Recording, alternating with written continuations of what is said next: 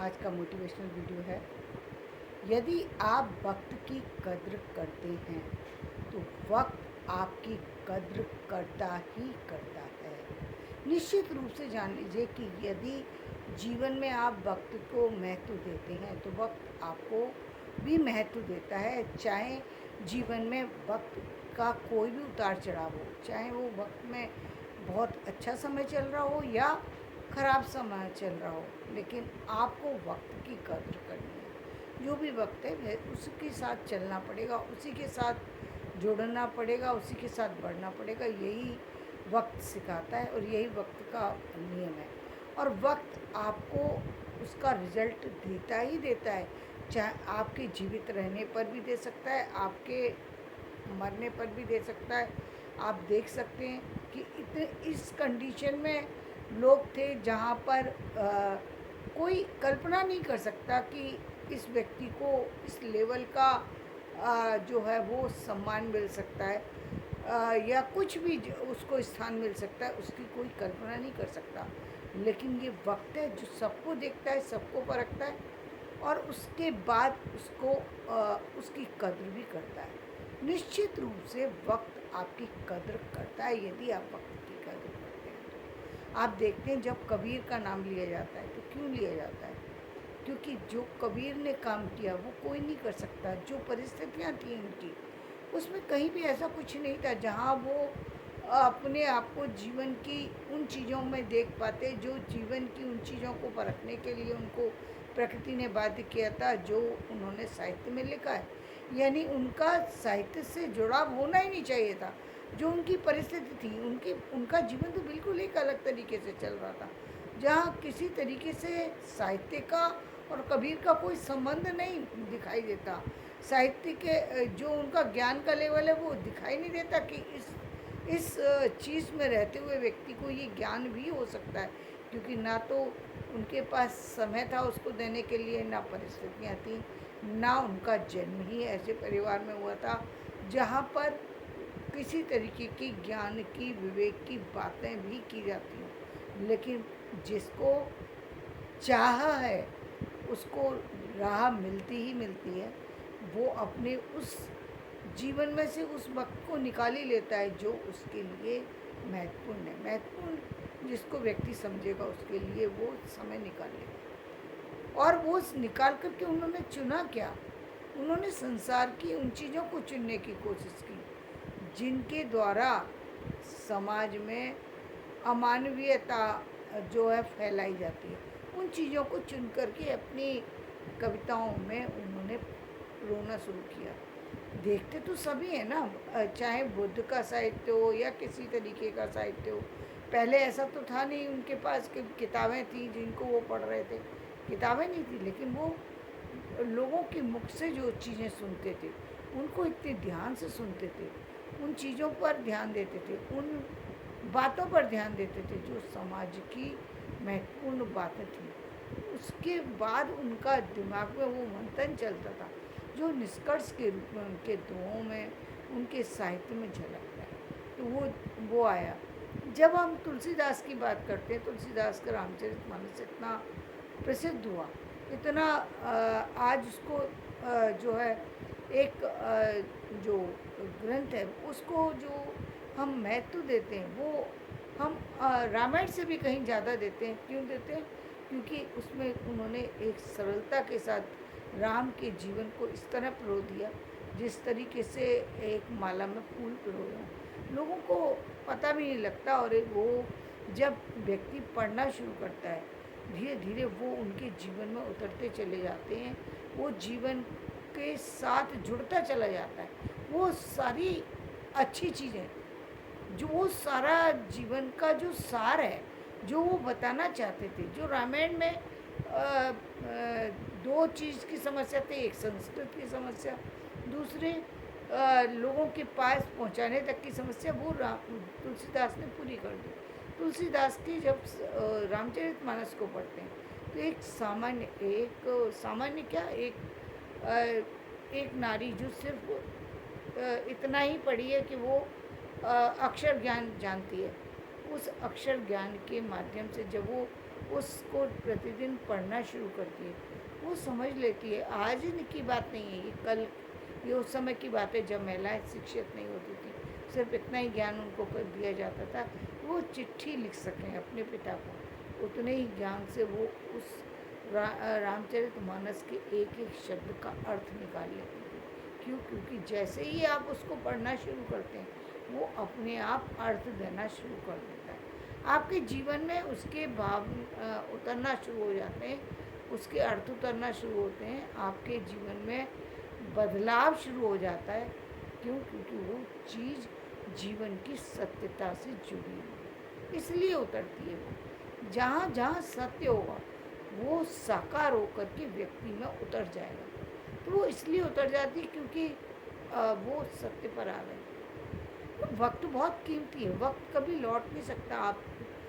आप कभी पैसे देकर के वक्त को खरीद नहीं सकते, चाहे आपके पास करोड़ों रुपया हो। आप चाहें कि जो आपका समय बीत गया और आप चाहें कि उसमें से एक भी पल को वापस ले लें, ले करके दिखाइए, आप नहीं ले सकते। आपके पास सारी चीज़ें हो सकती, नहीं ले सकते। तो वो बहुत अनमोल चीज़ है वक्त, इसलिए वक्त की कदर करना चाहिए।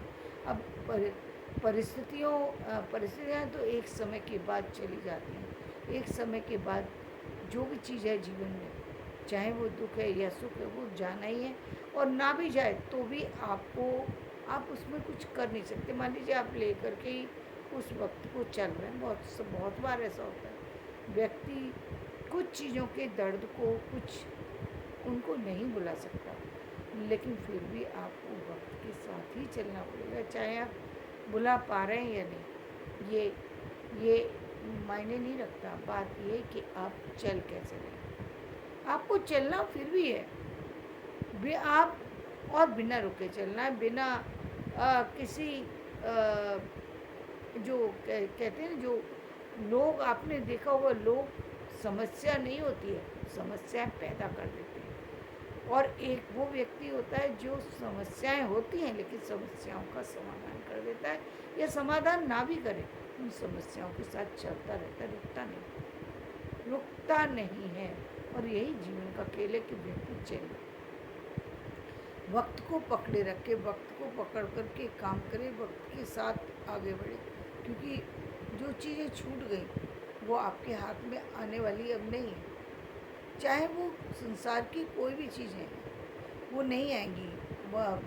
वक्त के, इसलिए वक्त की कदर कीजिए। जो चला गया उसको छोड़िए, जो है उसको, उस पल को आप जो है वो महत्वपूर्ण बनाइए। उसमें जो जो आप ले सकते हैं, जिन चीज़ों को आप ले सकते हैं उनको लीजिए। बहुत बार ऐसा लगता है व्यक्ति को किसी चीज़ के खो जाने पर कि अब ये चीज़ दोबारा नहीं हो सकती। जीवन में ऐसी कोई चीज़ नहीं है जो दोबारा नहीं हो सकती, जीवन में सारी चीज़ें दोबारा हो सकती हैं, लेकिन दो चीज़ें जो है वो दोबारा नहीं आती। एक तो यदि आपकी सांस चली गई, उस सांस, जो अंतिम सांस होती है वो यदि चली गई, तो चाहे आप ऑक्सीजन लगाइए, चाहे आप कितना भी प्रयत्न कीजिए, वो सांस नहीं लौटेगी। चाहे कितना भी कोई कुछ भी कर ले, वो सांस नहीं लौटेगी। जो अंतिम सांस होती है वो निकल गई। और दूसरी बात, वक्त जो निकल गया वो कभी लौट करके नहीं आएगा। इसलिए समय रहते अपने वक्त के को जो है वो जो करना चाहते हैं कीजिए, उसको एक महत्वपूर्ण बना दीजिए, उसी में चीज़ों को ढूंढने की कोशिश कीजिए, उसी में अपनी समस्या के समाधान को ढूंढने की कोशिश कीजिए। जो भी समाधान है आपको मिलेगा आपके ही द्वारा, किसी दूसरे के द्वारा नहीं मिलेगा। किसी दूसरे के द्वारा आपको और चीज़ें मिल सकती हैं, समाधान व्यक्ति को खुद के द्वारा ही मिलता है, क्योंकि अंतिम निर्णय व्यक्ति का खुद का होता है। बाकी सारी निर्णय में दूसरे लोग सहयोग देते हैं, लेकिन अंतिम निर्णय की जब बात आती है तो निर्णय व्यक्ति का खुद का होता है। इसलिए उसको खुद के निर्णय लेते समय आप सजगता बरतना चाहिए, उस तरफ देखना चाहिए जहाँ पर रोशनी की एक किरण भी आ सकती है, उस तरफ देखिए कि भाई उम्मीद की एक किरण भी है तो उसको ले लीजिए, कोई बात नहीं है। जो जो वो शायद वो एक किरण आपके जीवन को पूरी तरह प्रकाशित करके चली जाए, क्योंकि एक किरण, सूर्य की एक किरण आ रही है या रोशनी की एक किरण आ रही है, तो हो सकता है कि वो एक किरण आपके को एहसास दिला रही है कि अंधेरा कितना भी हो, लेकिन एक दिन रोशनी आती ही आती है, चाहे वो रात बीतने के बाद आए या रात के रहते हुए आए। ये आपके ऊपर निर्भर करता है कि आप उस रात में भी रोशनी का लाभ ले सकते हैं। बहुत बार आपने ऐसा देखा, ऐसा समझा कि जहाँ पर आपने देखा कि जो जीवन में लोगों ने शिक्षा कहाँ जा कर के ली, जब दूसरों के दीपक की रोशनी से उन्होंने शिक्षा ली, दूसरी जगह पर जा कर के उन्होंने सड़क का सहारा लिया, लेकिन जीवन में वो आगे बढ़े। यानी उन्होंने उस रोशनी का सहारा लिया जो उनकी अपनी नहीं थी, अपने घर की नहीं थी, बाहर की रोशनी में भी उन्होंने अपने जीवन को बदलने की कोशिश की, या फिर उस समय का इंतज़ार किया जब रात ढलेगी और फिर दिन निकलेगा। दोनों चीज़ों में चलने के लिए व्यक्ति तैयार है, तो वो उसको उपयोगी बना सकता है। यानी उसने रात को कैसे उपयोग किया, बहुत सारे लोग,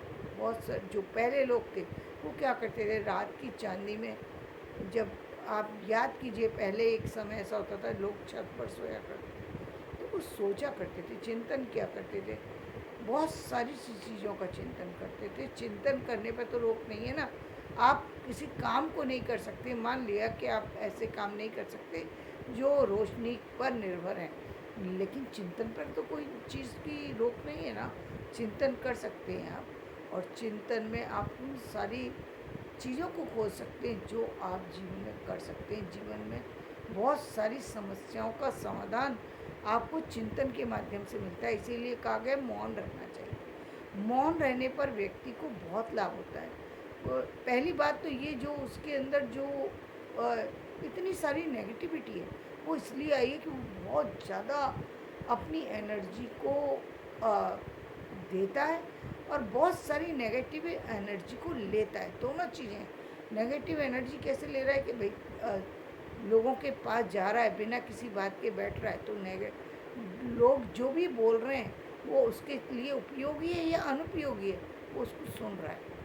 तो ये नेगेटिव एनर्जी लेना हो गया। और नेगेटिव एनर्जी दे कैसा रहा है, वो ज़्यादा अपने एनर्जी को, अच्छी एनर्जी को कैसे दे रहा है, बिना किसी बात के। जब व्यक्ति बोलना शुरू करता है बोलता ही चला जाता है, क्योंकि काम नहीं है। व्यर्थ में किसी के पास गए, अब कुछ तो बात करेंगे ना, जब किसी के पास गए तो बिना वजह आप कुछ ना कुछ बोलते जा रहे हैं, और धीरे धीरे अपनी वो जो चिंतन के लिए जो चीज़ें आपको यूज़ करना चाहिए थी, वो चीज़ आप किसके लिए यूज़ करना शुरू कर देते हैं, चिंतन तो एक तरफ चला जाता है, चिंता उसका जो है वो स्थान ले लेती है। और चिंता क्या देती है, डिप्रेशन देती है आपके लिए, जो कहेंगे कि आपके लिए बहुत सारे ऐसे नेगेटिव थॉट्स आपके जीवन में उत्पन्न कर देती है, ऐसी परेशानियों में डाल देती है जहाँ से कई बार व्यक्ति निकल ही नहीं पाता। तो उन चीज़ों को न लेकर के आपके जीवन में आपको क्या ज़रूरी है कि आप चिंतन कीजिए। चिंतन किस चीज़ का करता है, चिंतन यानी जो चीज़ें आपके जीवन में अच्छी हो रही हैं, आपने कोई चीज़ अच्छी सुनी, आप उस पर चिंतन कर सकते हैं। या आपने किसी ने कोई बात कही, विशेष बात कही, उस बात पर चिंतन कर सकते हैं। एक ही शब्द होता है, लेकिन शब्द को सुन कर के ये जो व्यक्ति उसका मनन करता है अच्छी चीज़ का, निश्चित रूप से उसका प्रभाव पड़ता है।